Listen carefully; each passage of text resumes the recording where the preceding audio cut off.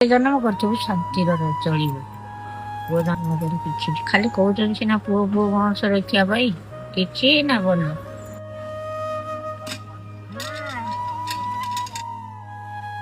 ସବୁ ବାପା ମା ଚାହାନ୍ତି ବୁଢ଼ା ବୁଢ଼ୀ ହେଲେ ତାଙ୍କ ପିଲା ତାଙ୍କ ସାହାରା ହଉ, କିନ୍ତୁ ଆଜି ବି ଅନେକ ହତଭାଗା ବାପା ମା ଅଛନ୍ତି ଯେଉଁମାନେ ପିଲାପିଲି ଥାଇ ବି ବେସାହାରା।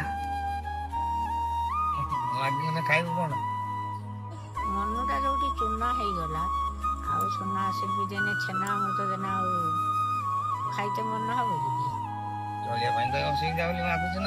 ହାତ ଗୋଡ଼ ଠିକ ନଥାଇ ବି ସେମାନଙ୍କୁ କାମ କରିବାକୁ ପଡ଼ୁଛି, କାହିଁକି ନା ଯଦି ନ ଖଟିବେ ତାହେଲେ ପେଟକୁ ମୁଠାଏ ଦାନା ଯିବନି।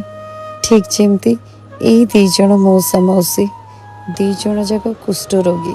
କାହିଁ କେତେ ଦିନରୁ 2 ଜଣଙ୍କର ଅବସ୍ଥା ବହୁତ ଖରାପ, କିନ୍ତୁ ଆଜି ବି ଭାଗ୍ୟର ବିଡ଼ମ୍ବନା ସେମାନେ ଭିକ ମାଗନ୍ତି ଆଉ ସେଇଥିରେ ହିଁ ତାଙ୍କ ପରିବାର ଚଳେ। ମତେ ରୋଗ ଦେଲା ସବୁ ଭଲ ମୁଁ ଆଉ କଣ କରିବି? ମୋ କର୍ମଟାକୁ ମୁଁ କହିବି ନା, ମୋ କପାଳରେ ସେଟା ଲେଖା ଅଛି ଝିଅ। କିନ୍ତୁ ଗୋଟିଏ କଥା, ସେ 2 ଜଣଙ୍କ ଭିତରେ ବହୁତ ଭଲ। 2 ଜଣ 2 ଜଣଙ୍କୁ ବହୁତ ଭଲ ପାଆନ୍ତି ଆଉ 2 ଜଣ 2 ଜଣଙ୍କ ବିନା ମୁହୂର୍ତ୍ତେ ବି ବଞ୍ଚି ପାରିବେନି।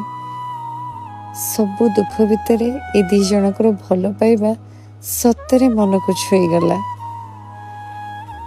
ଭଗବାନ ଜୁଟେଇଛି, ମୁଁ ମଉସାକୁ ବାହା ହେଇଛି ନା, ଆଉ କଣ କୋଉଠି କିଛି କଥା ମଉସା କତିରେ ଖୁସି ଅଛି।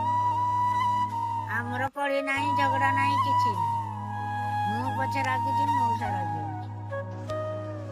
ଏଇ 2 ଜଣଙ୍କ ପାଇଁ ମୋ ମନରୁ କେବଳ ଗୋଟିଏ ହିଁ କଥା ଆସୁଛି, ହେ ଭଗବାନ ଏ 2 ଜଣଙ୍କୁ ସବୁଦିନ ଏମିତି ଏକାଠି ହିଁ ରଖନ୍ତୁ। କଣ ଚାହିଁବି? ତୁ ଏଇରକମ 8 ଦିନରେ ଆସି ମତେ ଦେଖିକି ଯା, ତୁ ମୋର ବଡ ଝିଅ ଭଳିଆ। ଆଉ ମୁଁ କିଛି ଧନ ଦର୍ପ ନୁଡା ନାହିଁ ମତେ।